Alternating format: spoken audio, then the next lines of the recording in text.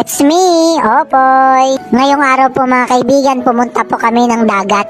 Iginala po ako ng Kuya Ruel. Niyaya niya po ako na kami po'y liligo po sa dagat. Nai-enjoy ko po sana ang paglalakad po mga kaibigan. Kaya lamang ang sabi po ng Kuya Ruel, matagal. Ang ginawa po ng Kuya Ruel, ako po'y pinasan. Papunta po dun kung saan po kami liligo. Bihira lamang po ako mga kaibigan na makalabas. Buti na lamang po mga kaibigan, nakilala ko po ang Kuya Ruel. Simula po nung nakilala ko ang Kuya Ruel, lagi po ako nakakalabas at nakakagala. Ang sarap po ng pakiramdam ko po mga kaibigan kasi may bago akong papa. Habang po ako'y pasan-pasan, pakiramdam ko ako'y nakasakay sa jeep. Dahil excited po ako ngayong maligo, lumublob po ako agad sa tubig at ako po'y naglaro. Doon lamang po ako pinwesto ng Kuya Ruel sa mababa, baka daw po kasi ako malunod. Takot na takot po ang Kuya Ruel, akala niya po ako'y malulunod nung ako po'y umikot. Yun pala po mga kaibigan, pinaprank ko lamang siya. Kailangan po ako po'y nasa mababa lamang. Baka kasi pag ako'y nasa malalim, baka po ako'y talagang malunod. Nagpaikot-ikot na nga po ako sa tubig na para po akong isda. Kasi po mga kaibigan, enjoy na enjoy po yung hapon ko ngayon. Sabi pa ng Kuya Ruel sa akin para daw po akong isda sa tabi. Lagi naman po talaga ako binibiro ng Kuya Ruel. Niloob po talaga mga kaibigan ng Panginoon na makilala ko po ang Kuya Ruel. Kasi alam po ng Panginoon na ganito po ang aking kalagayan. Habang ako po'y nabubuhay sa mundo, maranasan ko po ang ganitong buhay na hindi ko po nararanasan ng mga nakaraang taon.